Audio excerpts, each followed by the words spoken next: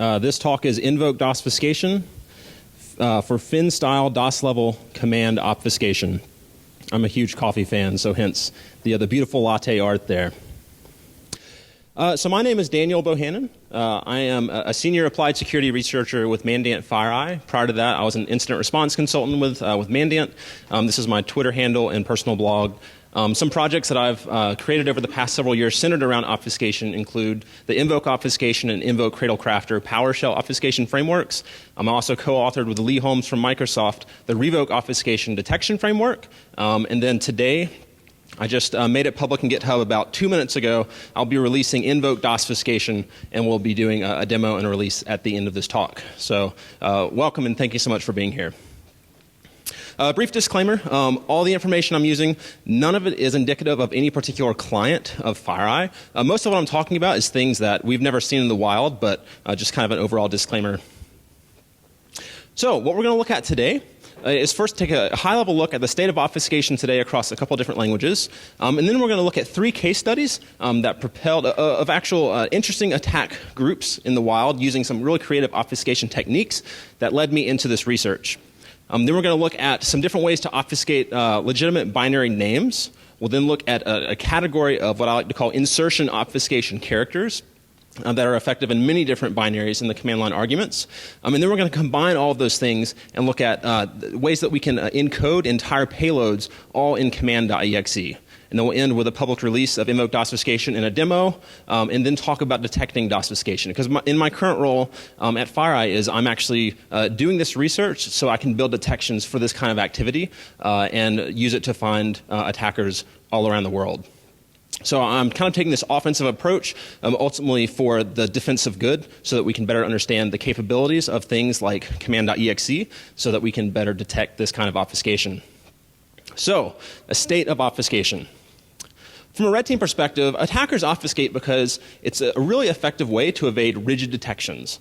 And if you look around, there's obfuscation frameworks that exist for almost any scripting language you can think of. Even though I may be a little biased, I don't really see this slowing down anytime soon because it's just too effective. From a blue team perspective, there's actually been some improvements over the past several years. We've gotten better visibility through things like Microsoft's anti-malware scan interface, some older technologies like event tracing for Windows that have kind of been rediscovered in the security community in the past few years. Just basically different ways that we're getting additional visibility into what's actually running on an endpoint. There's also signature-less detection approaches using data science techniques. But as always, there's room for improvement because attackers are also innovating, and they're responding to these increased defensive visibilities in a couple different ways. One is they may just choose softer targets. You know, this additional visibility is great, but how many clients actually are on a high enough level of operating system and actually enable this stuff? Not many. Or attackers will just turn off those the capabilities that provide us as defenders with more visibility.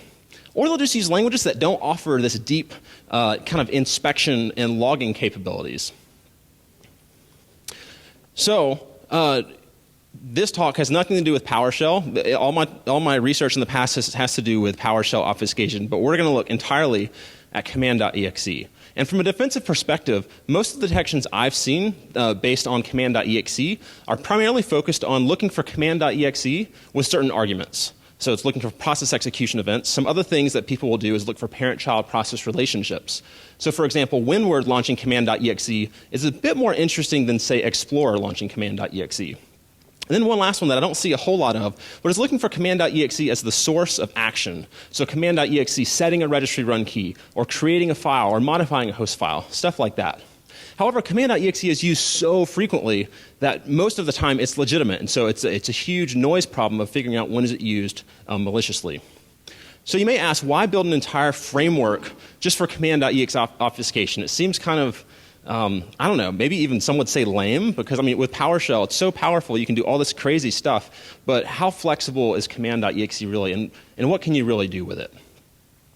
Well, the reason I got started down this path is, again, in my day-to-day job, I get to see some really awesome attackers all over the world and the implications of their actions. And so it's really fascinating to learn from these attackers. So this guy, Nick Carr, he's actually my manager, and we co-authored this blog post back in June. outlining 3 different attack groups that we saw using some really cool but just really small obfuscation techniques on the command line. So I'm just going to walk briefly through these 3 case studies. The first one is a financial group that we call FIN8. And they use some interesting techniques using, this is basically decoded from a macro, but they use process level environment variables. They echoed the command into PowerShell as standard input. And they did some pretty cool tricks there to basically keep the real core contents of the command off of any process execution command line arguments. The next group is APT32, also known as OceanLotus. And so we've seen them use a lot of the living off the land tools pretty quickly after they've been tweeted out by Casey Smith or other people on Twitter. And so they like to use redserve a lot, redserve32 with the scrobj.dll. And so we saw them first using carets to break up that /i HTTP argument, but then they started to use double quotes. And I've actually said for about a year that double quotes are one of the most underestimated obfuscation characters for tons of command line binaries, and we just don't see people using it that much, but it's so much better than the caret for a lot of different reasons, which we'll talk about in the next section. Now the last group, FIN7. APT32 and FIN7 are vying for first place in my heart for having the coolest obfuscation techniques ever. And right now, FIN7's in the lead just barely because of this one example. So we saw FIN7 switch from using docs to using RTF files, and they have some really cool obfuscation. In this example, they dropped a link file, which is this command, and it's actually echoing out a JavaScript file. And as you can see, they do some pretty interesting JavaScript obfuscation with concatenation for that word.application, and then also the way they form the string eval using concatenation and conversion of ASCII values. But those 2 red boxes there, this made no sense to me why this worked, because I guess I kind of prided myself in trying to find all the different obfuscation characters that you can use. However, you'll see that they have, in this wscript command, they have these 2 @ signs. And it made no sense because I tried running that on the command line and I was getting errors. So I had to dig in and see what was going on here. So let's take a step back. This whole command is basically command.exe. We are using a process level environment variable x. When I say we, I mean this example from FIN7. They're basically setting the wscript command, and then at the end, they're echoing the contents of that variable x into command.exe. Now the fascinating part is they put in these garbage delimiters, these @ signs, those 2 right there. But they have a very special syntax at the end to remove that character. If you'll notice %x%, what they do is they create some additional space after that variable, and they put that syntax in right there. And so what that says is it's actually a string replacement character or functionality where it says take the string, which is just the @ sign, and replace it with anything that's to the right of the equal sign, which in this case is nothing. So it's just saying in memory, remove the @ signs from this command before we pass it on to command.exe. Now this is some next level finesse in my opinion. I've never seen this used, and it blew my mind that command.exe had this really cool string substitution capability that made something that appeared on the command line actually be able to change in memory before it was executed, which this single-handedly propelled me that weekend to go home and write this little POC on my GitHub called FINcoded command. And it does just this. You can basically type in substrings, and it will go through and do that replacement and use this string substitution functionality. Now, this POC is total garbage in light of what we're going to talk about today, but the core technique was just so cool that after I released that tool, I kind of stepped back and said, I wonder if there's more here. I wonder if this is actually worth a significant investment of time and energy to research what else you can do with command.exe, because I'm impressed when FIN7 pulls out these cool techniques, but I kind of wish I'd known about it before, right? And so what other techniques is that group or other groups using that maybe we as defenders should know about? So the implications of this research for any defenders in the house in particular, this has impact for both dynamic detections as well as static detections. The greater impact is obviously on static detections, but there's a lot of impact on dynamic detections because some people say, well, I don't care what obfuscation you have in command.exe, I'll catch the child process. And I'll kind of touch on that point in a little bit as to hopefully convince you that you should still care about this obfuscation. Also, it leads to wasted time in CFP submissions. So I actually wasted an hour trying to submit the CFP to Black Hat because Cloudflare kept batting it back. And apparently they didn't like the fact that I had cmd.exe in the abstract. So if you actually look at the website, you'll see it's cmd_brackets.exe. And that's still there because that's what it took to get around Cloudflare. It's just funny that I wasted so much time on that, but you live, you learn. So basically, to sum up the intro, we're going to take a simple command, any arbitrary command you have. When you put it in Invoke-Obfuscation, you can add layer upon layer upon layer to get something like that, and it will still run perfectly fine. So hang on tight. We're going to move really fast. There's a lot of content. The slides will be available after this talk. There's also a 37-page white paper or something like that that goes into great detail into all of this content. So if you don't like the sound of my voice, you can just read that white paper and get the same information. But we're going to go really fast. And what we're going to do is we're going to stack a lot of building blocks up to form this final payload obfuscation that hopefully you'll find very interesting, whether you're a red teamer or a blue teamer. So let's dive right in. Now again, I said a lot of defenders will look for things like, they'll write detections like if the process name is cmd.exe and the arguments contain this string or that string, then flag this as malicious or something like that. So two things I'm not talking about here. A lot of attackers will just rename binaries before they run them, and that would break a simple detection that's assuming the binary is going to be called cmd.exe. I'm not talking about that. There's also a lot of cmd.exe kind of substitutes, things like forfiles.exe, PCA Lua, etc. And my good friend Advar Mo actually has a nice gist with a lot of these kind of binaries that can do other things for additional code launching. What I'm talking about, though, is the syntactical obfuscation of the legitimate binary name. So one thing we can do is use environment variable substring encoding. So if we want to produce the string CMD, we can take substrings of known environment variables to produce that string CMD. In the bottom example, you can also see we do the same thing with PowerShell.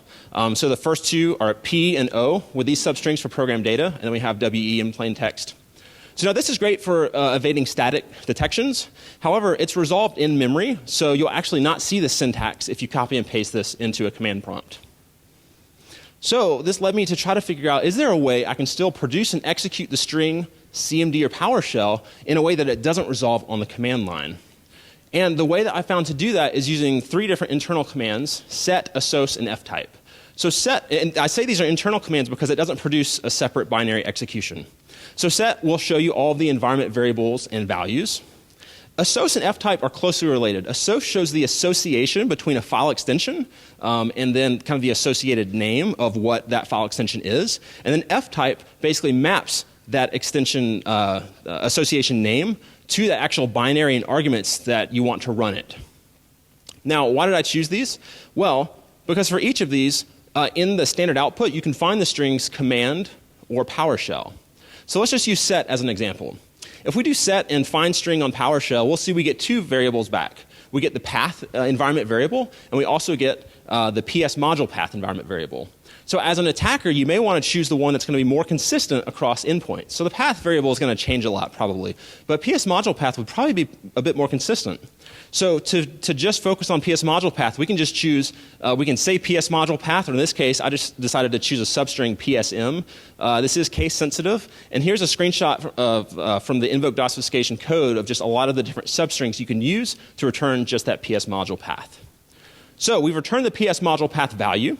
And what we want to do is we actually see the string PowerShell is listed twice here. Now we want to find the delimiters on either side of those PowerShell instances so we can kind of lift out those PowerShell strings. So in this case, the lowercase s and the backslash are the delimiters on either side of the string PowerShell. Now, if we delimit on these characters, there's actually a lot of lowercase s's and a lot of backslashes. So it breaks it up into 13 pieces, and the 4th and the 11th pieces are our string PowerShell.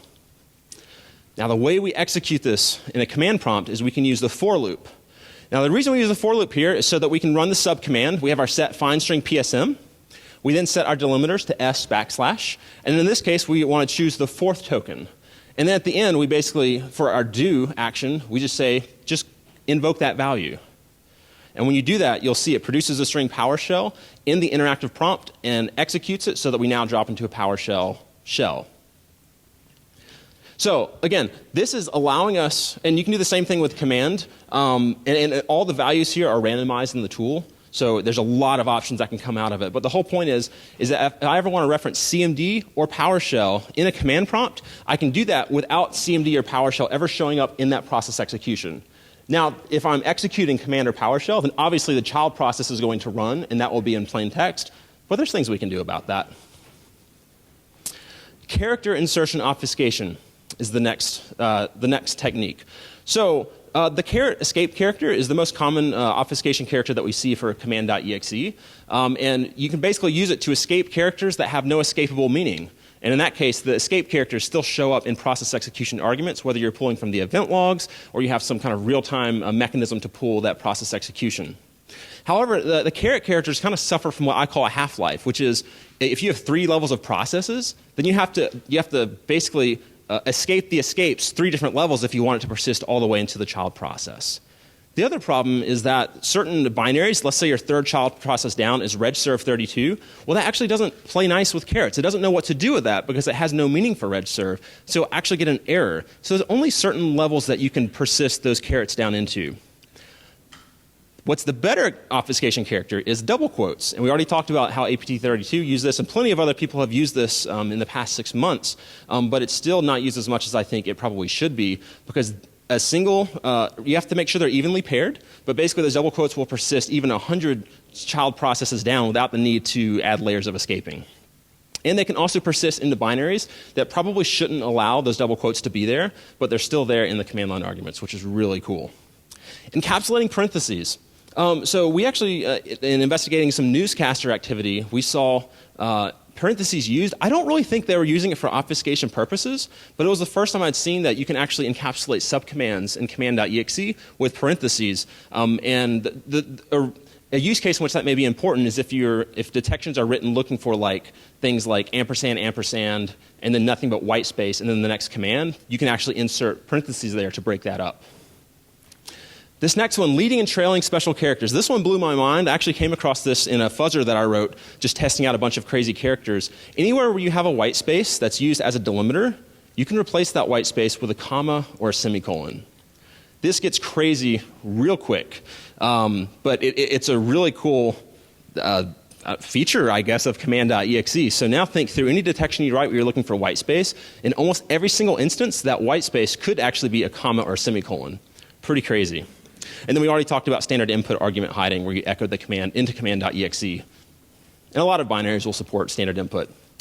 Some additional things. This is actually from an older blog post that I found that's only for static detection evasion for batch files. You can just intersperse non-existent environment variables, and it'll just remove it. You can't do this on the command line, but for batch files you can do that.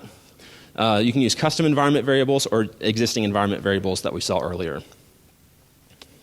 So when I released the FINcoded command POC, I included some of these environment variable options for command or PowerShell.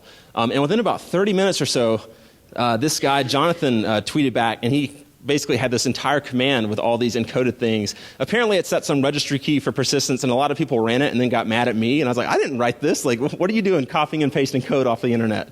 But it just goes to show that you can encode full payloads just using environment variable substrings, and that's one of the options in the tool. So this is actually, once I started looking into this and started searching across public and private file repositories, this actually is a pretty common technique that's gone back for several years. This is an example of devourer malware uploaded to VirusTotal in 2012 that some of the sections use these encoded command, or the environment variable substring encoding. A second in the wild example was produced by a really cool tool, a very tiny tool called JS Batch Obfuscator that a guy put up to GitHub about 2 years ago, where they basically they set a custom dictionary into a custom environment variable, and then the rest of the payload is substrings of that custom environment variable. And there's the decoded portion there. I realize this is small, but again, these examples are all in the white paper as well, and there's the hashes so you can go look them up and check them out yourself. The last one is really cool. I don't know if there's any Iron Tiger fans in the house, but this tool is called Batch Encryption, and it's freaking awesome. Basically, it is a combination of known and custom environment variables. So they basically set a custom environment variable, which they call, the name of the variable is just a single quote. And then they use known environment variable substrings to basically set that dictionary, and then they use substrings of that single quote variable to produce the rest of the payload. And these are pretty tricky because it's actually it's not just encoding. It's a subset of a larger payload, which is why it's called batch encryption. And there's a big write-up. And this document here, you should definitely check that out. There's some really interesting stuff going on in this phishing document. So I won't spoil anything, but a lot of information is in the white paper. And I show that to say that some of these things aren't new techniques, right? They've been used in the wild before, but it's just a matter of applying these and stacking these together in new ways to produce command line obfuscation that we just haven't seen before. So with all of that in mind, let's start to stack all these together. So let's take this command for instance. This is two pieces. The first is the command.exe, kind of the setup, and then you have the rest of the command. In this case, we're just running netstat and doing a find string on listening ports.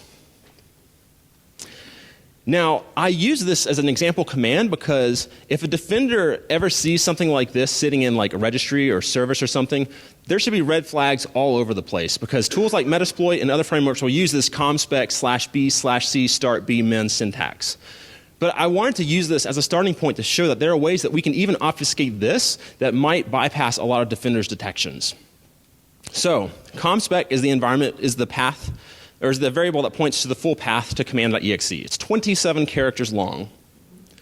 Now, two ways that we can obfuscate this as an environment variable is through substring and substitution.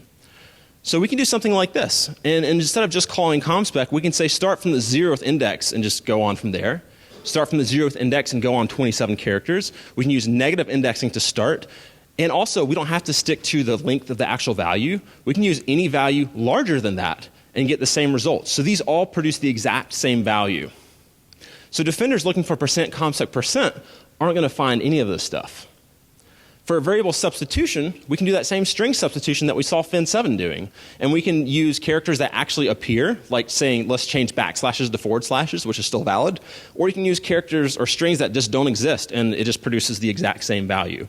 In addition, for string substitution, if you start it with an asterisk, like these bottom two examples, it says let me find the first instance of system32/ and replace that and everything leading up to it with whatever's on the right side of the equal sign. So let's just choose two of these examples and keep obfuscating them further. So if we keep going, we can randomize the case of the environment variable that doesn't matter. We can add white space. And another thing that we can do is for integers, we can explicitly sign those integers. So we'll go with the bottom option and use that.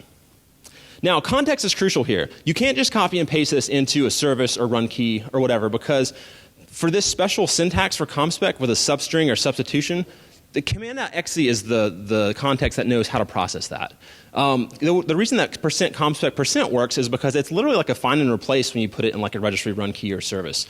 So this would work if you dropped it in command.exe or something like wscript.shell, but you have to check the context first. Now, we can apply all these same building blocks to the rest of this command in terms of randomizing the case. We can remove a lot of white space.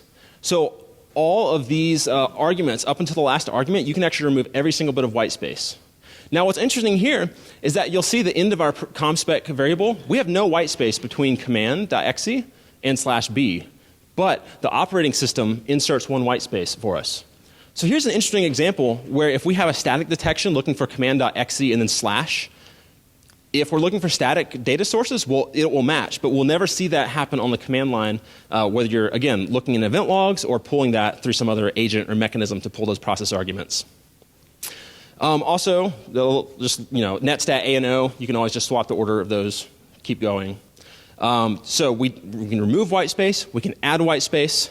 Anywhere where there's white space, we can replace it as a delimiter with a comma or semicolons, with a lot of them if you want to. You can also add different layers of escape carets. And if we look at the process execution for this, from the bottom up, we'll see that we have this interesting intermediate process here. And if you'll notice this portion that's highlighted blue, we're going to talk about this later in the detection setting. But just remember this, command.exe space /s space /d space /c, no space, double quote, space, and then the rest of the command. It's a really fascinating artifact. But what I notice here, if I'm trying to evade detections, is the final processes, netstat and findstring, don't contain any of these obfuscation characters. Well, why is that? It doesn't contain the comma, doesn't contain the semicolon, doesn't contain the caret, but what will work is the double quote. The double quote's awesome. So if we have evenly paired, in this case adjacent double quotes, it will persist all the way into the child processes. So Invoke-Obfuscation will allow you, as your input command, to have any of these carets, any of these double quotes into your input command, and it will maintain that through all the extra layers of obfuscation, so it will still execute in that way. But in addition, for all of the encapsulating obfuscation, you can optionally add additional quotes and carets and commas and semicolons and all that stuff. And this is actually a really challenging thing for me, because when it came to PowerShell obfuscation, I could use the tokenizer to basically look at a full command and be able to say, this is a string, this is an argument, this is a member, but there's nothing like that for command.exe. So I call this slide my world's tiniest violin slide, because I'm kind of looking for sympathy, but not really, because as Lee Holmes has said several times, you make your bed, you must lay in it. So, but yeah, it was a really interesting problem to try to solve in this tool. So, remember I said earlier that this research has the implications for both static and dynamic detections. So, a lot of defenders may look at all this example so far and say, well, I don't care how much you obfuscate command.exe, I'll still see you running netstat, so what's the big deal? Well, the big deal is I still want to find this stuff statically before it even runs, but there's actually a lot of things that attackers can do on commands.exe's command line that never spawn a child process. So what if we had a way to completely obfuscate these arguments, but they could still perform this functionality? Attackers can do a lot of reconnaissance in listing files, reading file contents. Maybe they want to sinkhole your cloud security vendor by echoing some stuff into the host file. There's a lot of stuff that they can do. So it is really important to think about detecting this obfuscation. And if nothing else, being able to detect obfuscation means you don't really have to care about trying to detect intent. If obfuscation is happening, it immediately becomes interesting to me, and I want to know. I want to unwrap it and see what's going on here. So, there are 4 main overarching payload obfuscation techniques that I assembled in this research, and we're going to look at those right now.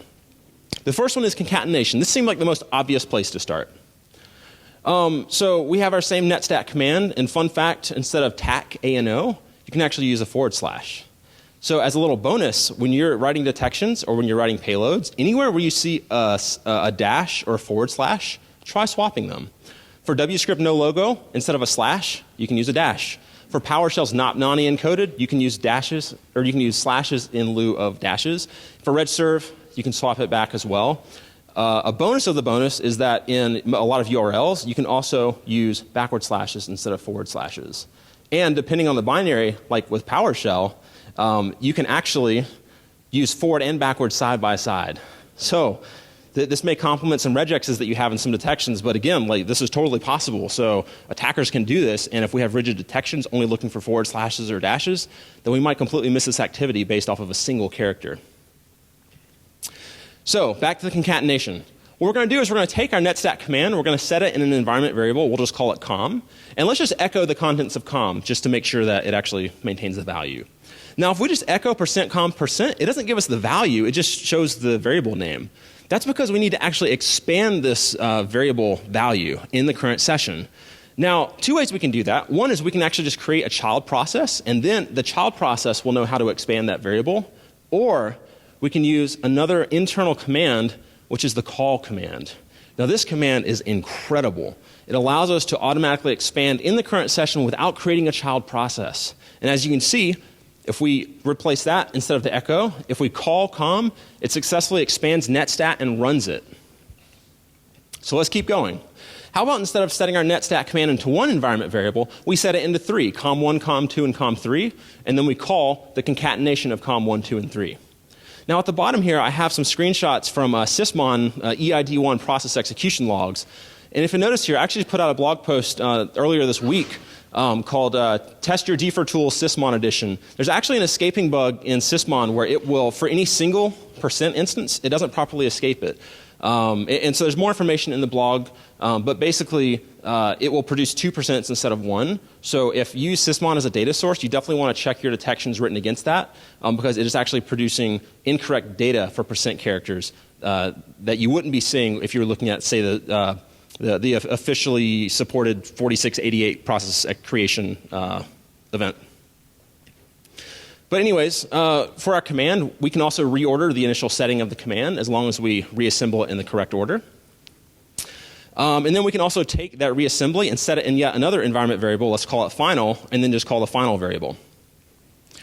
Now, in Invoke-Obfuscation, there are 5 kind of final ways you can invoke the code.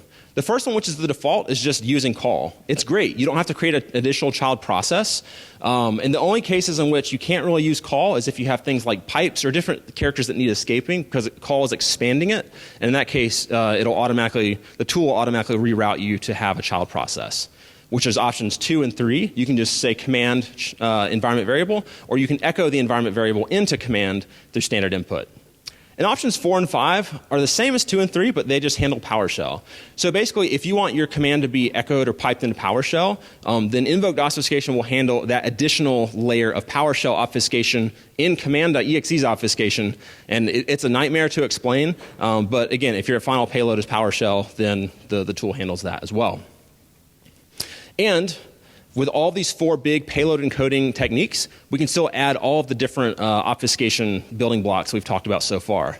So we can randomize the case, remove white space, add white space, commas and semicolons, a ton of carets, and evenly paired parentheses. And when we run this, we'll see it produces the deobfuscated child process of netstat ANO. But again, we could add double quotes as long as they're evenly paired, and it will find its way all the way to netstat's arguments and obfuscate it there. Now, this is a really important thing, because let's say you have a command that legitimately has double quotes, but they're not paired side by side. Or let's say we want to obfuscate netstat with double quotes on either side of the E. This is actually a huge problem, and if we try to do that in our command here, it won't work, because there's literally no way to escape double quotes on the command line for command.exe. So the adjacent double quotes is almost like concatenating the overall arguments together, but those 2 quotes kind of stay in the arguments. So I kind of came up with a 4-step solution to this.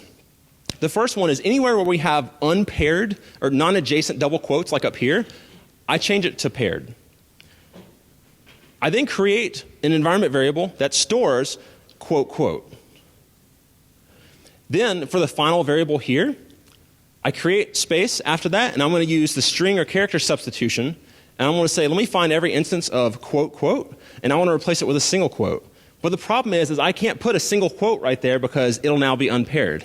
So what I'm going to do is I'm going to take a substring of that quotes variable and say, give me one character out of this variable, which is a double quote. So that way, in the command line, all of our quotes are paired, but in memory, it will read it as a single quote. Now the problem here are the percent signs, because these percents are talking about the quotes environment variable, but that's inside of the final environment variable. So I had to figure out, okay, is there a way that we can expand an environment variable without using percent signs? Now, if you're running Vista or later, you can use this Vista flag. And with the Vista flag, you can actually use exclamation points instead of percents. So now we don't have percents competing for each other. We have variables being expanded inside of variables. And you can see we run it, and it produces our netstat command with the non-adjacent double quotes. Now I have to admit, this is actually, the past couple slides are kind of troll slides in the sense that the Vista flag doesn't exist. There's no documentation for it. If you look at Command's help menu, what you'll see is that there is, however, this v:on, which says it enables delayed environment variable expansion. But what I found, because I like to poke at things, is that v:on works, v:0 works, v:: works, v works, and v followed by literally almost anything else works as long as it's not v::off. There's a few other exceptions there. So basically, you can use /v for this. Another thing we can do is we can obfuscate the environment variable names. And Invoke-Obfuscation will automatically choose random alphanumeric names, but there's also additional flags where you can say, maybe I want to use special characters for the variable names. That works. Or we can use differing amounts of white space followed by a single non-white space character. That also works. So, make it stop. Dude, you call yourself a defender. Why are you doing this? You're making our job so difficult. Well, for concatenation, I actually am not the first to do this. We see this used quite a bit in a lot of even crappy malware. But usually the obfuscation is just limited to the string PowerShell or something like that. So here we have concatenation of the string PowerShell. Some samples will add a couple carets and then have these just garbage values and variables that aren't even called. Here's another one with a lot of carets and actually have PowerShell concatenated in the blue variables, and then they set that into the green DQ variable before they call that at the end. And you can see they actually use the /v up here, the shorthand notation for that v::on. So That's concatenation. Again, we've seen attackers using this just for obfuscating like the string PowerShell, but I've never seen them use it for an entire command. The next three and the last three that we're going to talk about, we've never seen in the wild. Now, when I say I've never seen it in the wild, why should that mean anything? Well, for the past 9 months of this research, I've been searching for these techniques in public file repositories, private repositories, sandbox execution reports, and running it as detections across over 10 million endpoints in organizations all around the world, and I've never seen any of these techniques used. So hopefully you'll find this interesting. FORcoding. The for loop is an incredible creature in command.exe. It's the coolest thing. So if you look at command's help menu, you find a lot of good stuff just in help menus. This is pretty awesome. For this variable expansion, at the end it says the var syntax expands variables, blah, blah, blah, which is quite a different thing when inside of a for loop. That is an understatement. It is a crazily different thing inside of a for loop. So let's take our netstat command. Make sure we add our v for variable expansion. Another fun fact, so /c. /c, we see that everywhere, right? And maybe as a defender, since we know that some attackers will rename binaries, maybe instead of looking for a process name command.exe, I'll look for /c as kind of my anchor to say this is probably command.exe. Well, the only problem with that is, again, if you look at the help menu, for compatibility reasons, /r is the same as /c. I've never seen /r used, but literally we can replace /c with /r, and that totally works. Isn't that crazy? So for /v and /c and /r, the way I remember that when I'm building detections for kind of my anchor hooks is I just remember CRV. So C and R are the arguments, V is variable expansion. But that's crazy, right? I've never seen /r. It's the coolest thing to me. It'll randomly choose between /c and /r in the tool whenever you generate a payload. Another fun fact is, remember how we were able to remove all of that white space before all of the arguments, before the final argument? Well, this is actually what I like to call a troll opportunity or a troll opportunity, because you can put almost anything you want in that space and it's completely ignored. So like attackers can actually put fun messages in there if they want. Like they know that they're ruining our days in some ways and wasting our time on a lot of things, but they could be pleasant. They could still put fun messages in there for us, right? Another way you could mess around maybe and try to fool an analyst is say command/c echo path. Now, who here thinks this will echo the path variable? No hands. Perfect. It won't, because \c actually is not the same as /c. Now, the actual command is down here. It's the actual /c or r in netstat. So now when we run this, nothing runs except for that final netstat command. So if you're an analyst scrolling through a lot of logs, you may just see that echo path and be fooled by the \c. So let's go back to our command netstat ANO. We're going to take all the unique variables for this command and set it into this environment variable called unique. We're then going to create a for loop. And I've broken out the indexes for this unique variable. And we're basically going to spell out netstat. So net is 0th index for the n, e is 1, and we'll keep going until we form all the indexes for netstat in our unique environment variable. We're then going to end it with an end of index delimiter, which can be any number. It can be actually almost anything. I've chosen to use a number greater than the last index, or the highest index. So then, for each loop, we're going to go through and we're going to take that indexed substring of the unique environment variable, and we're going to append it onto the final environment variable in memory in that loop. And every time we're going to evaluate it with this if to say, hey, if this index is 1337, if it's this delimiter at the very end, then just go ahead and call and invoke the contents of final. Now notice here I'm using equal, which is actually a literal string comparison of the string 1337, but you can also use the compare operators equal, greater than, etc. And again, all this is randomized in the tool. It'll give you a random one every time and handle any additional quotes or things you need like that. So as you can see, we run this, and in the interactive session, as standard output, we'll see each iteration of the for loop, but none of this hits the command line. And then we can see it successfully runs netstat. Other things that we can do if we want to increase kind of the obfuscation level in the tool is we can start to input just garbage characters into that unique variable, and we just have to update the index values. And as with all the other things we've talked about, we can add all these building blocks on top. So randomized casing, removing white space, adding white space, commas and semicolons, a ton of carets, parentheses, and explicit signing for any integers. As a defender, how often should you see positive signing of integers? Probably never, actually. I've never seen it used legitimately. Also, if you have a 0, you can sign it with a minus or a plus. So who actually signs a 0? That's a really weird thing, right? So as I'm going through this research, I'm kind of taking note of what are the weird things about this I should probably never see, and then let me actually test that and see if there are any false positives in the field. This is another troll opportunity is in the tool, if you want, you can actually put a custom message to be the unique environment variable, and then any characters that are still missing from your input command, it'll just append those onto the end right here. So again, as attackers, you can send nice messages to us if you'd like when you're doing your campaigns or whatever, and so I kind of tried to make that easier to do, to brighten a Deepler analyst day. So we've talked about concatenation, we've talked about FORcoding with the for loop. Reversal was the third one. It's very similar to FORcoding, but we're going to introduce this /L flag for the for loop, which instead of having to specify every single index, we just give it a start value of 11, an end value of 0, and the increment or decrementer in this case is -1. So we'll iterate through 11 to 0, one by one. And if we increase the obfuscation level, we can again add a bunch of evenly distributed characters into that reverse environment variable.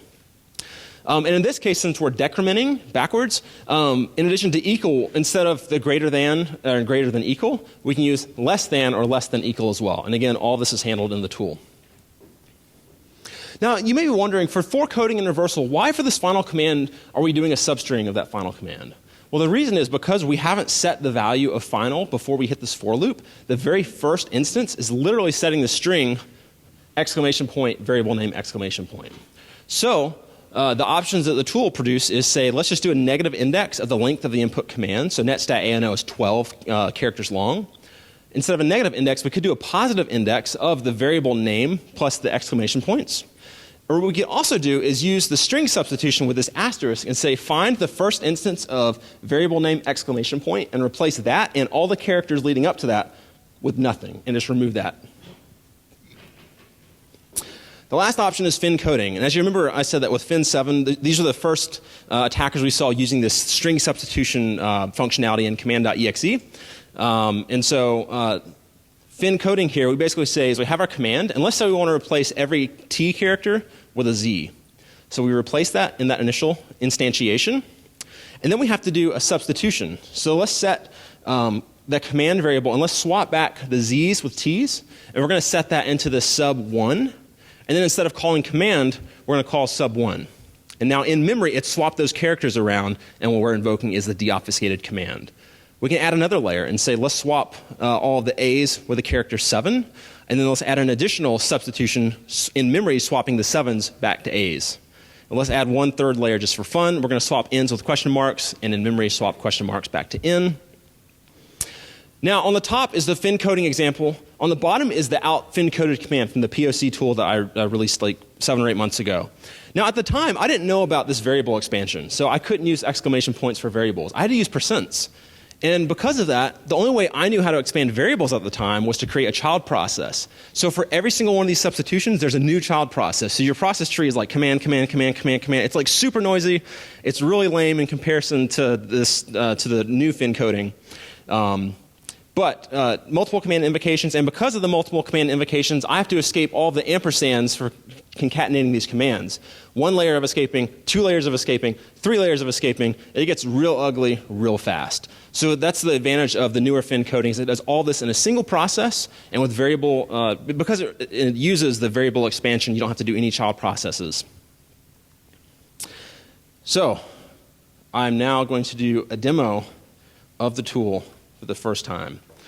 Well, the first time in public. I've spent a lot of time on this tool, so not the first time I'm running it. So please do not use this tool for evil. And if you are affiliated with Fin 7 or Fin 8 or APT 32, please don't use this tool at all, even though I know you probably will. But I just pushed this like 3 minutes before I started. It's live on my GitHub. And if you've used any of the PowerShell obfuscation tools, you'll know that I'm a huge fan of animated ASCII art for the very beginning. So here it is, just echoing out a command and going through several different layers of obfuscation, all color-coded, of course. And the menu is very similar to the other tools. Basically, anything in yellow you can type, and that'll take you to a new thing. So we have a tutorial and a help menu. In this case, we'll just type the tutorial, and we'll see it shows us how to set the command or the command path. You can also set the final binary to be command or PowerShell, or just nothing by default. And the main options are here, binary, encoding, and payload. So the first one, binary. This is a way that we can produce obfuscated versions to produce the string CMD or PowerShell. And we have 3 profiles of like low, medium, high for obfuscation. And the higher ones will actually produce that for loop syntax. And as you can see, it runs PowerShell just fine. And it resolves the string PowerShell in memory, not on the command line. So binaries for getting obfuscated binaries. Encoding is where you can take any command and encode it with environment variable substrings. So in this case, we actually need to set a command. We'll just do ping 8888. And you can type show at any point and see what you've set and what commands you've run. So if we just do 1 for the basic obfuscation, it'll just obfuscate maybe 1 or 2 characters, a certain percentage with environment variable substrings. Or we can do full-blown obfuscation there, and it will add white space and do a bunch of other random stuff. And as you can see, the ping command still runs. But the real core of this tool is in the payload section.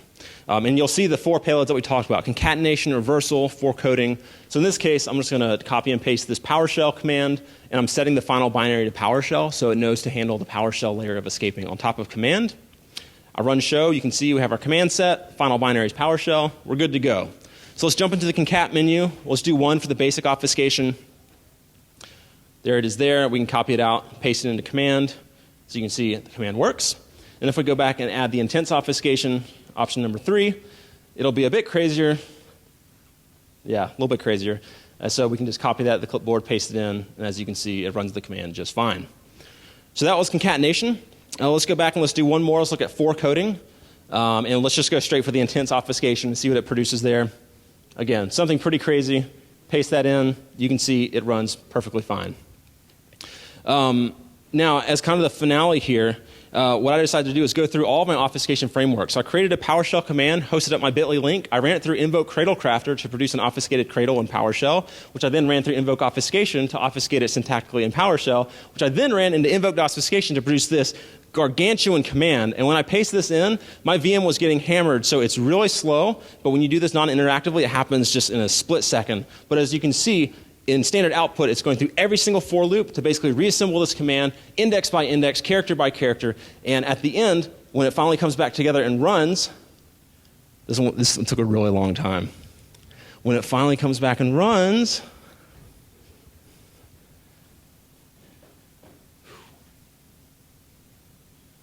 it works.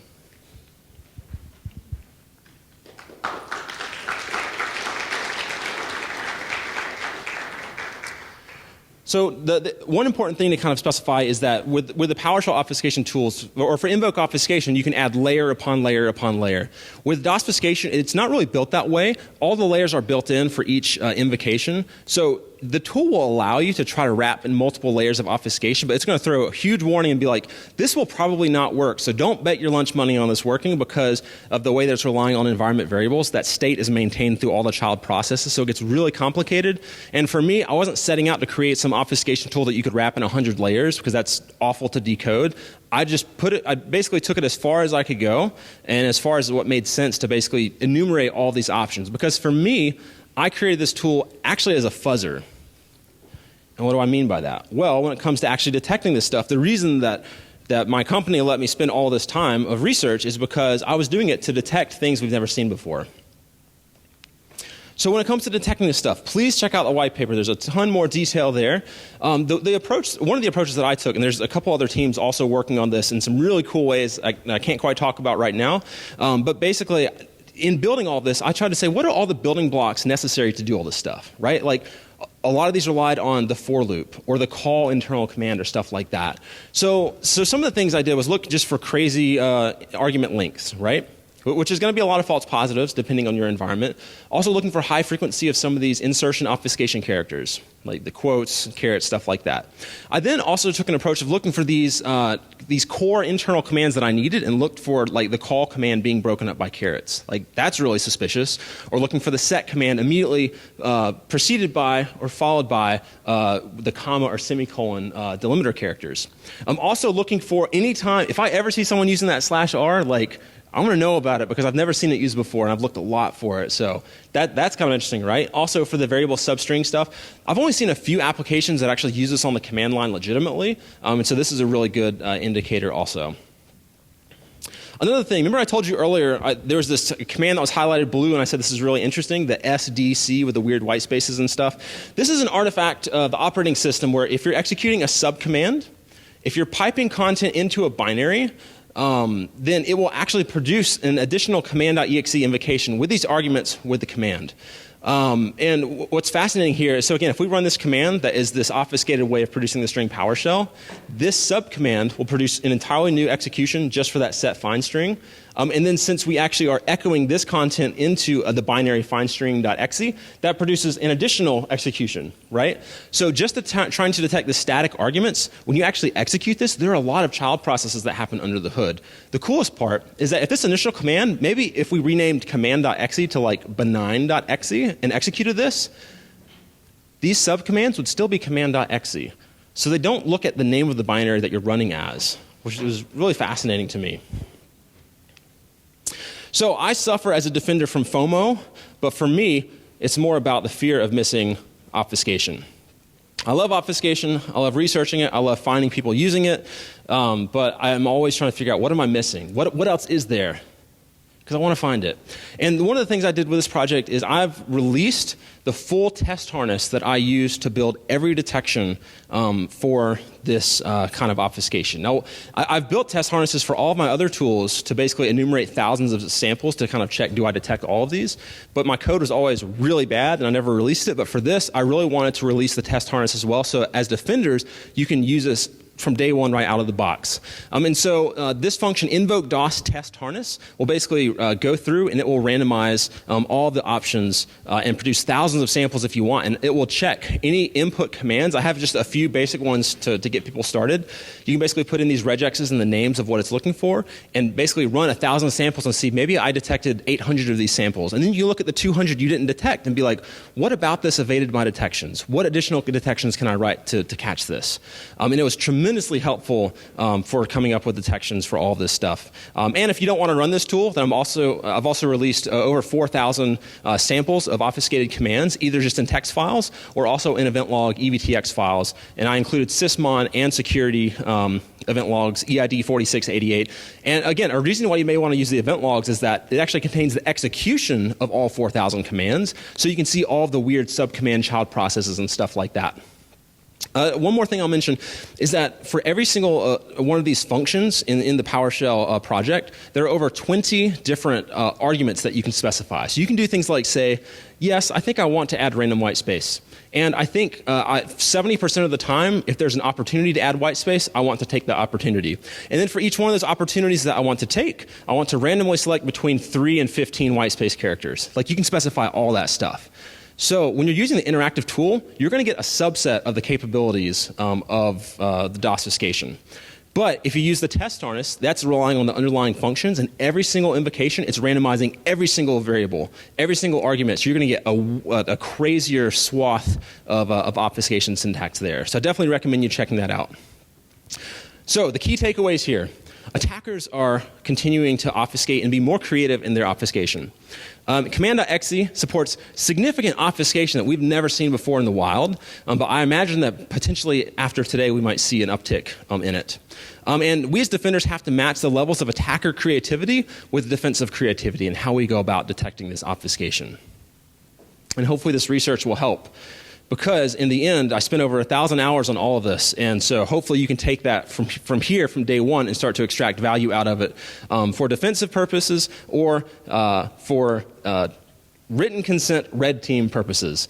I just want to give a huge thanks and shout out to the team at the advanced practices team at FireEye, specifically Nick Carr, Matthew Dunwoody, and Ben Withnell, and all the people I get to work with really make detecting and catching attackers just insanely fun every single day. And so I just want to say a huge thank you to them, and a really sincere thank you to my wife, because she really supports me in adding, again, 1,000 hours of research and coding late at night isn't the most fun thing for her to watch me do. And so I just want to say a big thanks to her for supporting me in doing that. And so with that, the code is live on GitHub. The white paper is hosted on the Black Hat site today, as well as the FireEye site. Here's my Twitter and blog. And I just want to say thank you very much for coming, and this has really been an honor to speak here. So thank you.